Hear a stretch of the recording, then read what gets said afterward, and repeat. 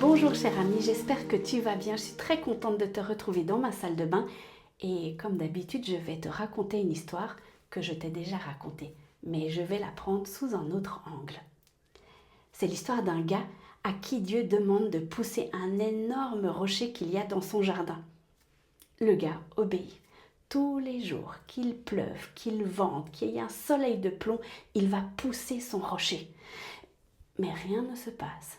Un jour, il interpelle Dieu et lui dit « Tu m'as demandé de pousser ce rocher, mais il ne bouge pas d'un centimètre. Pourquoi ?» Dieu lui répond « Je t'ai demandé de pousser le rocher, pas de le déplacer. Regarde tes bras, ils se sont musclés. » Et c'était ça que je voulais. Aujourd'hui, je vais te parler de discipline et d'intentionnalité. Ah, discipline, on n'aime pas ce mot, hein. C'est un gros mot aujourd'hui parce que souvent on l'oppose à la liberté. Aujourd'hui, on te dit, tu peux faire ce que tu veux, quand tu veux, comme tu veux. Mais le problème, c'est que si tu veux changer, souvent, il faut avoir un plan. Qui est-ce que tu aimerais être dans 5 ans, 10 ans, 15 ans? Est-ce que tu aimerais être quelqu'un de plus sage, de plus réfléchi, d'avoir une vie épanouie, d'avoir une foi ancrée? Regarde ta vie aujourd'hui. Est-ce que tu mets des choses en place pour changer et aller vers ton objectif? Ou alors est-ce que tu fais partie de ces personnes qui disent « Oh, je verrai bien ça demain. Oh, je suis tellement fatiguée aujourd'hui, tu connais pas ma vie en fait, j'ai tellement de choses que on verra bien demain. » Et demain arrive et rien ne se passe. Mais tu vois, le gros problème, c'est qu'on s'imagine qu'on peut changer sans effort, qu'on peut approfondir nos relations sans effort, qu'on peut acquérir des compétences sans effort. Mais je vais te dire quelque chose qui va te faire tomber de ta chaise. Si tu veux changer, il va falloir avoir un plan. Et pour avoir un plan, il faut être discipliné, avoir de la rigueur, être routinier et être intentionnel.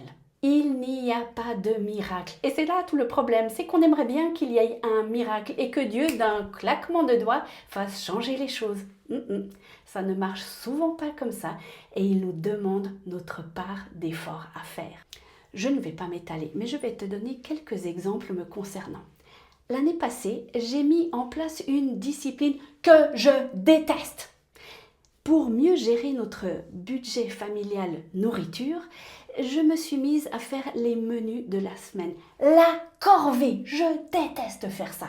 Mais j'ai persévéré parce que c'était important de mieux gérer ce budget-là. Et tu sais quoi? Je n'aime toujours pas, hein, c'est clair. Mais j'y ai gagné en liberté parce que avant, 10 minutes avant, quand le repas, j'ouvrais le frigo, je me disais bon qu'est-ce que je fais à manger, j'essayais des trucs et tout, puis c'était un peu du frichti. Là, c'est vrai, ça me demande un effort, une discipline, mais toute la semaine ensuite, j'ai une liberté que je n'avais pas avant.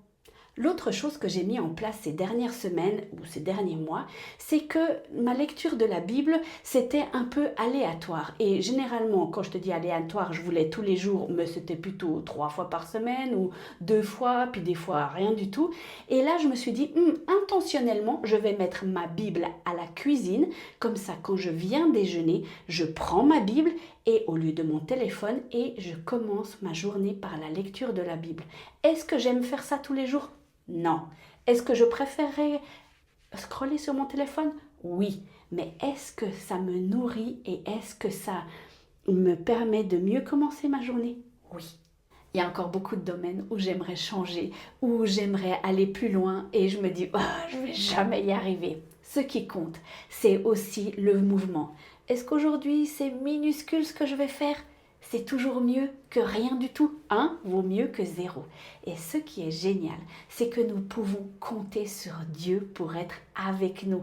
Il est là pour nous encourager, pour nous guider, pour nous donner vraiment les clés dont nous avons besoin. Peut-être pas quand on s'imagine qu'on en a besoin, mais il est Dieu et il est là et il nous accompagne et il est avec nous.